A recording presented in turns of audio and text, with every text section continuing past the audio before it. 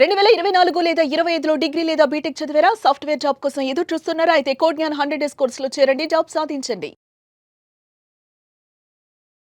నమస్తే welcome to Suman TV. నేను మీ anchor సిరి.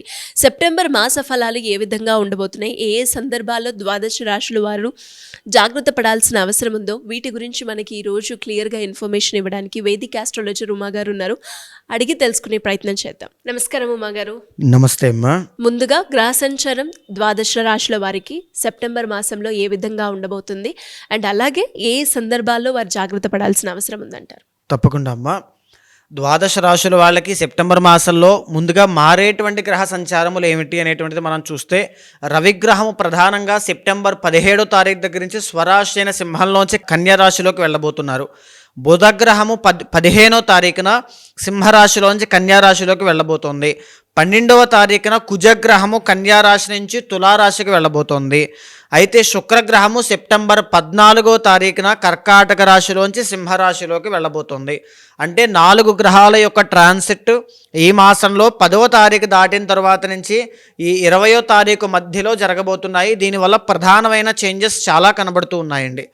అయితే మిగతా గ్రహాలన్నీ కూడా మిథునంలో గురుడు కావచ్చు, మీనంలో శని వక్రించడము, కుంభంలో రాహువు, సింహంలో కేతువు యథావిధిగా అదే స్థానంలో కంటిన్యూ అవుతూ ఉన్నారు. అదేవిధంగా మనం మాట్లాడుకుంటే మిథున రాశి వారికి సెప్టెంబర్ మాసంలో విద్యపరంగా, ఆరోగ్యపరంగా, సంతానపరంగా ఎలా ఉండబోతుంది, ఎన్ని గ్రహాలు వారికి అనుకూలిస్తున్నాయి అండ్ అందులో భాగంగానే ఏ సందర్భాల్లో వారు జాగ్రత్త పడాల్సిన అవసరం ఉందంటారు మా గారు? తప్పకుండా అమ్మా. మిథున రాశి వాళ్ళకి ఈ మాసము సెప్టెంబర్ మాసము 4 గ్రహాలు దివ్యంగా యోగిస్తున్నాయని చెప్పచ్చు.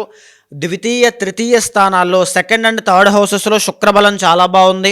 3వ స్థానంలో కేతు యొక్క బలం చాలా బాగుంది.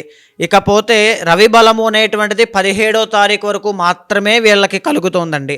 17వ తారీఖు దాటిన తర్వాత నుంచి రవి బలం వీళ్ళకి అందడం లేదు. 15వ తారీఖు తర్వాత నుంచి బుధుడి యొక్క బలం 4వ స్థానమైనటువంటి కన్యా రాశిలోకి వెళ్ళడం వల్ల వీళ్ళకి కలుగుతోంది. దీని వలన వీళ్ళకి ఎలాంటి పరిస్థితులు ఉంటాయి అనేటువంటిది మనం చూస్తే అమ్మా, ప్రధానంగా శుక్రబలం అనేటువంటిది 2, 3 స్థానాల్లో ఉండడం వల్ల సోదర సోదరీమణులతో ఉన్నటువంటి రిలేషన్ స్ట్రాంగ్ అవ్వడం, బాండింగ్ అంతా కూడా, విద్యాపరమైనటువంటి గ్రోత్ అనేటువంటిది చాలా బాగుంటుంది.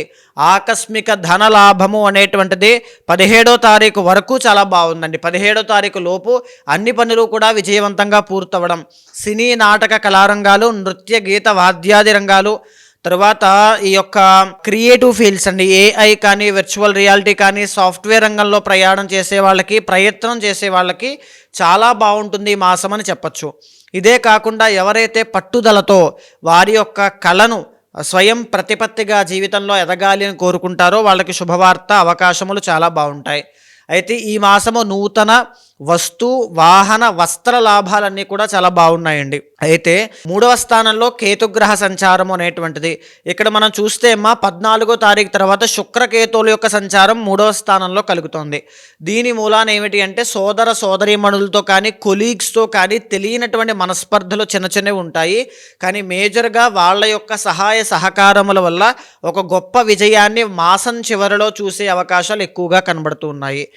మేజర్గా రవి బలము అనేటువంటిది వీళ్ళకి 17వ తారీఖు వరకు ఉంది కాబట్టి ప్రధానమైన నిర్ణయాలు ఏదైనా తీసుకోవాలి అనుకుంటే 17వ తారీఖు లోపులోనే ముగించుకోవాలి. అది ఇన్వెస్ట్మెంట్స్ కావచ్చు, రాజకీయ రంగంలో ఉండేటువంటి వాళ్ళు నిర్ణయాలు మార్చుకోవాలి అన్నా, నిర్ణయం తీసుకోవాలి అన్నా 17వ తారీఖు లోపు చేసుకోవాలి. ఇంకొకటి ఏమిటి అంటే బంగారం వ్యాపారం చేసేవాళ్ళు కూడా జాగ్రత్తగా 17 లోపు తీసుకోవాలి. ప్రభుత్వ ఉద్యోగం కోసం ప్రయత్నం చేస్తున్నా, ప్రభుత్వ పదోన్నతి కోసం ప్రయత్నం చేస్తున్నా 17 లోపు తప్ప 17 తర్వాత అంతగా యోగించదు. ఇంకొకటి ఆరోగ్య విషయం అండి. రవి ఇప్పుడు స్వరాశిలో 3వ స్థానంలో కేతువుతో పాటు కలిపి యోగిస్తున్నారు కాబట్టి ఆరోగ్యం కాస్త బాగుంది.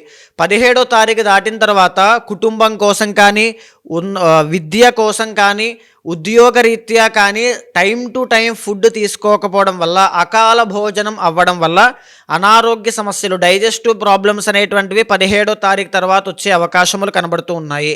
ప్రధానంగా చెప్పాలి అంటే 15వ తారీఖు తర్వాత బుధుడి యొక్క బలం 4వ స్థానంలో కనబడుతోంది. ఇక్కడ రవి బుధులు కలిసి 4వ స్థానంలో కంటిన్యూ అవుతారండి. రవి యోగించకపోయినా బుధుడు యోగిస్తూ ఉంటారు. కుటుంబము ఒక మంచి సహకారంతో వీళ్ళకి తోడ్పడే అవకాశాలు ఉన్నాయి. విందు వినోద కార్యక్రమాల్లో పాల్గొనేటువంటి అవకాశం కనబడుతోంది. తరువాత కుటుంబ సభ్యులతో సరదాగా గడిపేటువంటి క్షణాలు బాగా కనబడుతూ ఉన్నాయి. ప్రధానంగా శత్రు బాధల నుంచి బయటికి రావడం అనేటువంటిది కనబడుతుంది.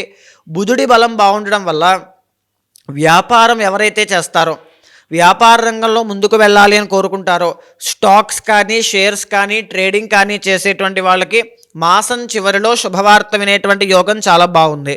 అయితే ఇక మనం నెగిటివ్గా ఉండేటువంటివి ఏమిటి అని చూస్తే కనుకమ్మ 9వ స్థానంలో రాహుగ్రహ సంచారం అనేటువంటిది నడుస్తుందండి. ఇక్కడ భాగ్య రాహు అనేటువంటి ఆయన ఫ్లో ఆఫ్ మనీని అడ్డగిస్తూ ఉంటాడు. అంటే డబ్బులు ఏదైనా బయటికి ఇచ్చినవి ఉంటే బ్లాకేజెస్, మనీ బ్లాకేజెస్ అనేటువంటివి చాలా ఎక్కువ అవుతాయి. సో డబ్బులు అప్పుగా ఇవ్వద్దు, అప్పుగా తీసుకోవద్దు. మనీ విషయంలో ఈ టైంలో చాలా కేర్ఫుల్గా ఉండండి. లగ్న గురుడు ధన నాశనాన్ని కలగజేస్తాడు. చేతిలో డబ్బులుంటే ఒక చోట కూడా కుదురుగా ఉండకుండా ఏదో ఒకటి చేసి డబ్బులు పోగొట్టుకునేటువంటి అవకాశాలు లగ్న గురుడు. ఇది ఇంకా వీళ్ళకి మిథున రాశి వాళ్ళు అక్టోబర్ దాకా ఉంటుంది. అక్టోబర్ తర్వాత చాలా శుభ ఫలితాలు ఉంటాయి, అది ఓకే. చతుర్థంలో కుజగ్రహ సంచారం అనేటువంటిది యోగించడం లేదండి. దీని చతుర్థ పంచమ స్థానాల్లో ఎందుకు అంటే కుజబలం లేకపోవడం వల్ల రుణ బాధలతో అప్పులతో ఇబ్బంది పడేటువంటి వాళ్ళకి ఎలాంటి మార్పు లేదు. వాళ్ళు ఇంకా కాస్త ఇబ్బంది పడే అవకాశాలే ఉన్నాయి. ఉద్యోగం లేని వాళ్ళకి 17వ తారీఖులోపు ఉద్యోగం వచ్చేటువంటి యోగం కనబడుతోంది. చక్కనైనటువంటి అవకాశాలు మాసం చివరిలో కనబడుతున్నాయి. దాన్ని ప్రత్యేకమైన శ్రద్ధతో మీరు ప్రయత్నం చేసి సాధించుకునేటువంటి పరిస్థితులు క్రియేట్ అయ్యే అవకాశం ఉంది. ప్రధానంగా చెప్పాలి అంటే మిథున రాశి వాళ్ళకి రవి బలం కోల్పోతున్నారు, గురుబలం అనేటువంటిది లేదు. కాబట్టి శివార్చన అనేటువంటిది చేయండి. శివ ఆరాధన గొప్పదైనటువంటి మార్పులు మీ జీవితంలో తీసుకొస్తుంది అని చెప్పొచ్చు. మరి ఈ మాసంలో వారికి కలిసి వచ్చే నెంబర్ ఏంటంటారు? నెంబర్ 7 అనేటువంటిది మీకు చాలా బాగా కలిసి వస్తుందండి.